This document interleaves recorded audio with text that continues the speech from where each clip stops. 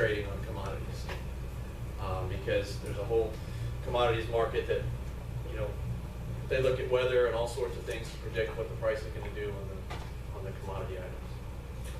So I think that brings us to Ding, ding, ding. our next question. I know you're all so excited.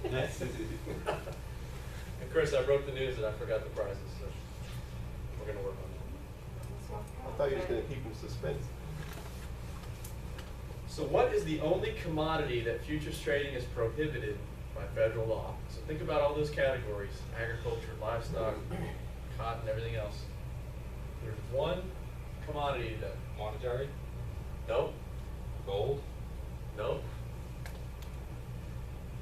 Oil? no. You got to peel away a little more. So it was one of those commodities that you listed on the screen before? It was in the section. Okay. It could make you cry Human capital? at a more basic level. Onions? Hey. Onions. Make you cry. Give me your Oh, it answer. can make you cry, yeah. Onion is the only commodity that is prohibited by federal law. Now, why is that? Yeah.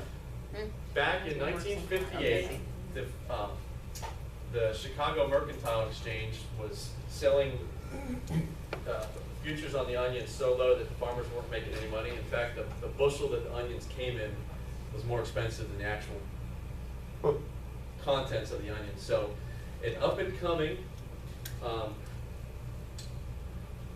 senator, or actually congressman, who would go on to be a president, Gerald Ford, pushed the Onion Futures Act in 1958 and made it illegal to futures trading on onions. So I thought that was interesting.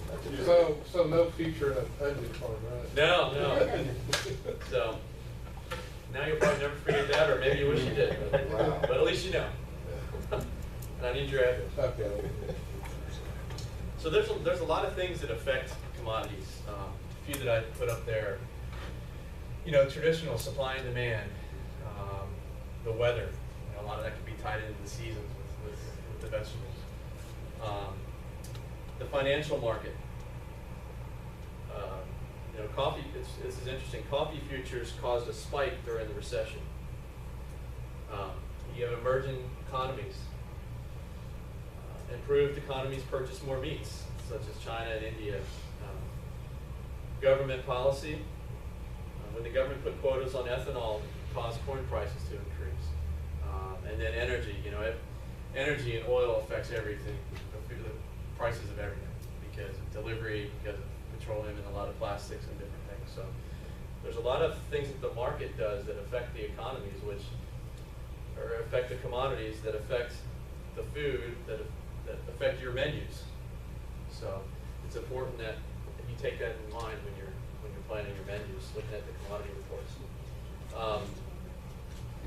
You know, some trends and some seasonal examples. You know, around Thanksgiving and Christmas, you know, costs of turkeys and hams and everything go up. Around the Super Bowl time, you know, what's everybody eating during the Super Bowl? Chicken wings. So, you know, chickens don't grow 4 or 6 or 8 wings, or maybe they do. I don't want to know about it, but Find a way. it creates an excess supply of the other parts of the chicken. So you get, you know, your legs and your breast meat and everything will go down around that time because everybody's eating all the wings. That's interesting, isn't it? So maybe, you know, the beginning of February, that's when you put chicken on the menu, just not wings. Consumer trends with health and wellness towards lean poultry, less red meat. And so there's a lot of trends and things that can affect the prices of commodities. Here's some associated costs. I found these interesting. Ingredients. The soybean market impacts soybean oil, which is the primary ingredient in mayonnaise. So if the soybeans go up, then your mayonnaise is probably going to go up. And you're serving tuna salad at the lunch for 200 women, and you priced it out at $6 a plate. Now, maybe a little higher. That's probably an over-exaggerated example, but the packaging, you know, the plastics and the resins and aluminum and, you know, everything can increase that case of mayonnaise. You know, the jug, the 4 1 gallons that you buy. Production costs, the labor, the energy, and then we kind of talked about the fuel charges. So, you know, when you think about commodities going up, or man, my vegetables are going up and my meat's going up, why is it going up? There could be a bunch of different reasons as to why. I thought this was kind of an interesting slide. This is the production recovery timeline for chickens, turkeys, pigs, and cattle. Oh, wow. So,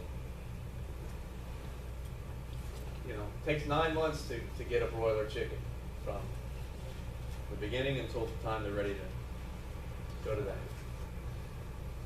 Go somewhere. The chickens go to heaven? I don't know.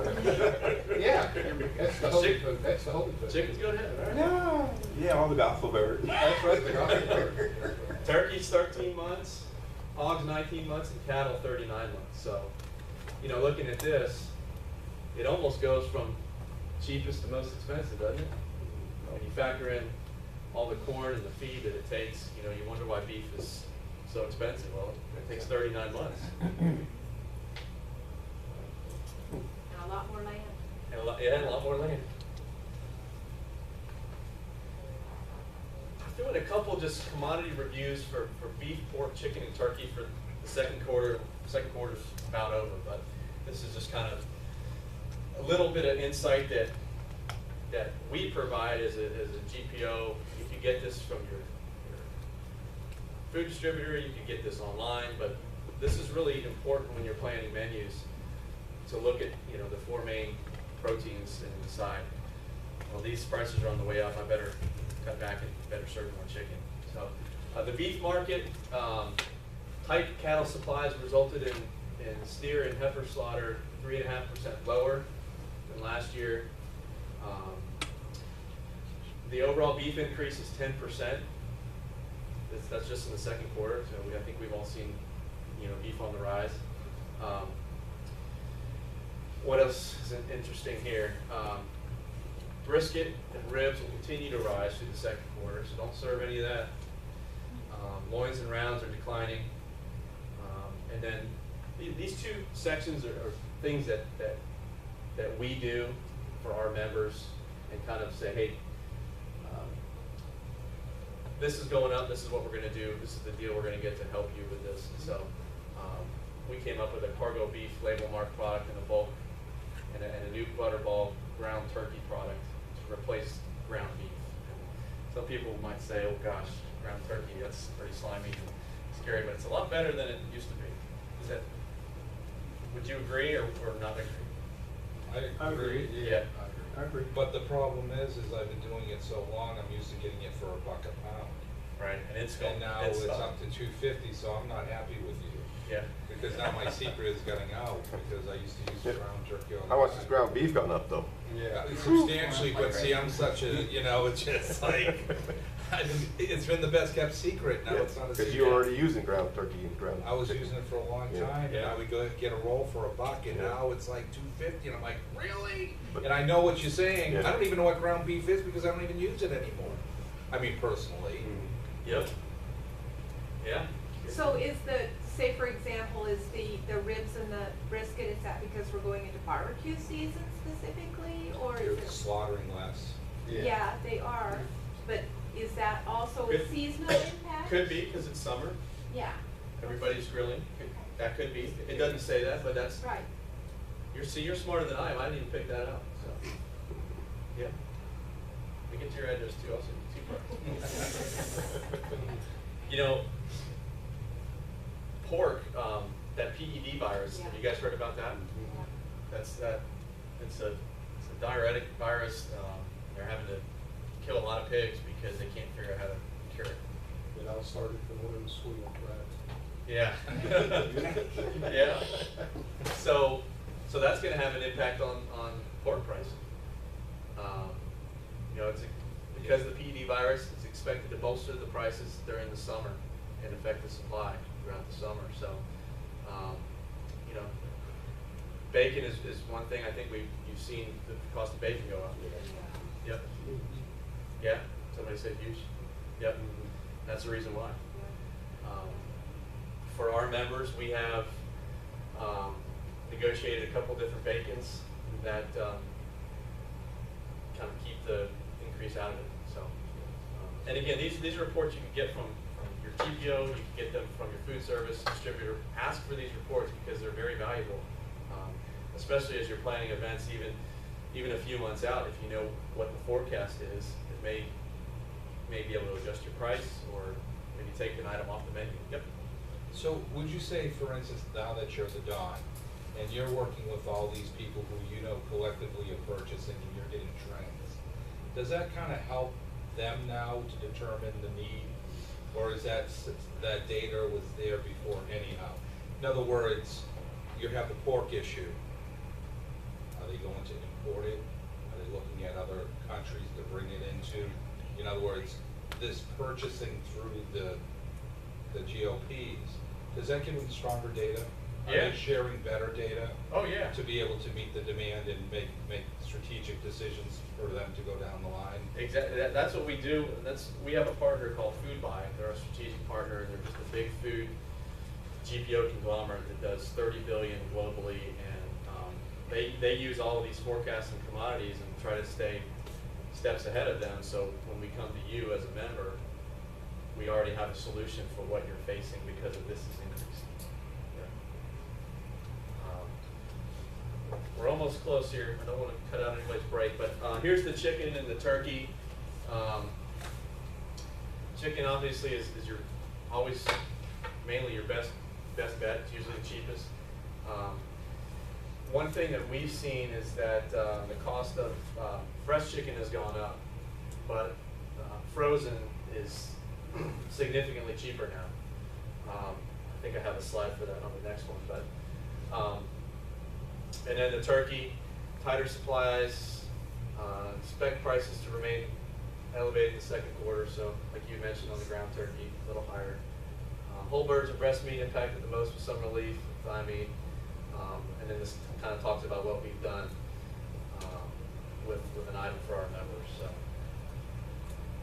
here's a little free one for you that you can use. Purchase frozen and not fresh chicken breast randoms for greater savings. That's whether you're a part of our program, not a part of our program. That's what you need to be buying right now, just because it's cheaper. Our members are seeing an average of 25% savings fresh versus the private label. So that's a freebie.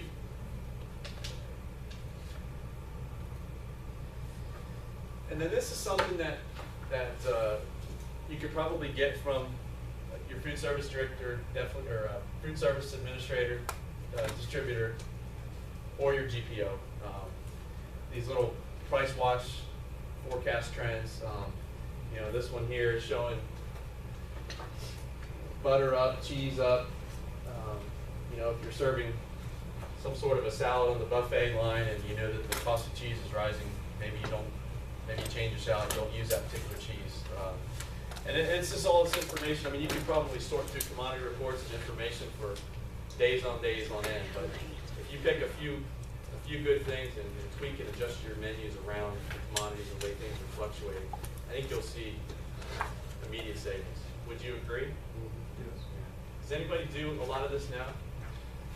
Where you're looking at forecasting and trends, Greg? I've done some, and I'll tell you how I found it out. I went to Burger King back a couple of years ago when they had tomatoes were real high. Yeah, that's right. And I didn't think about it. You know, I thought, well, I got to pay it. And then when I went to Burger King, they had a sign out that they're not putting tomatoes on their sandwiches because of the cost. And I thought, oh, I didn't think you could just put a sign out and that covered it, right? So I went back and I put signs at the registers that we didn't have tomatoes. But I did have an event that had like 300 and it was a plated dinner. And I thought, well, I can't put a sign out for that. So you know what I did? I got grape tomatoes and I got one tray of them. And there was about 300, I think, if I recall it. And I had my staff cut each tomato and put it on the plate of the salad.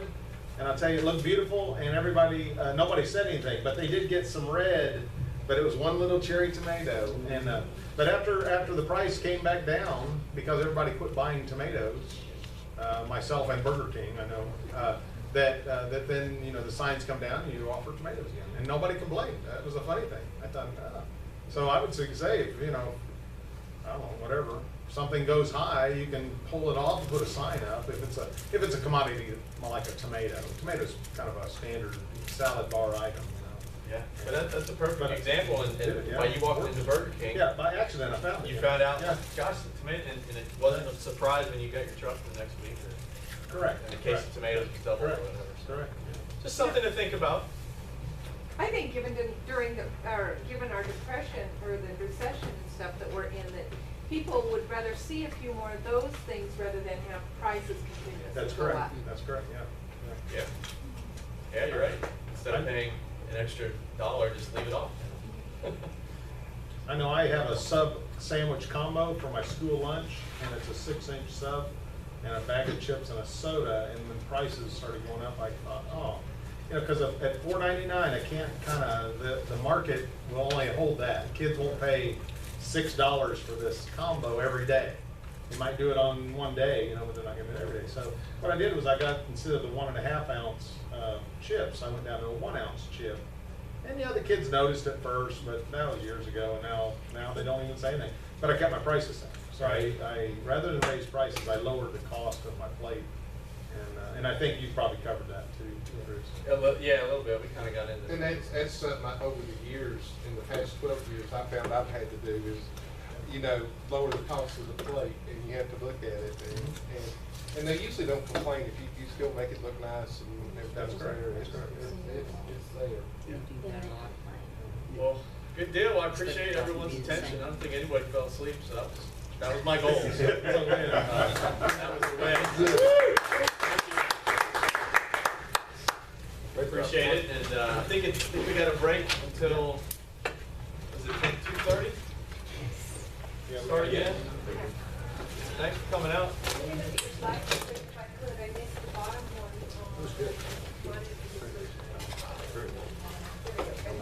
The only thing is, what was good is I go to my grandparents, they want chicken and Or dumplings. if you got it, you got it. I got it. Okay. And my grandmother would go I out, did think for the reason I hesitated. she'd pick out the right chicken, In the. take care of it. Yeah. There's a lot of things. Make it, have it biscuit dough. What bigger restaurants or things do all the time, that's why you Or the breakfast, you know, Yeah, in yeah. because they build it all around the I was growing up, Make a few extra trays. we always had, changing it for everybody, but that's really all. no, we had Yeah, oh, I remember okay. So we had beef, we had pig, we had pork, we had chickens. I don't know, I heard that. I get a little leeway. Yeah. Okay. Or drink it from a cow. Yeah. Which is, Everybody's all right with trying. they should be easy. There was a thing Things change quickly. Now, Find some left over.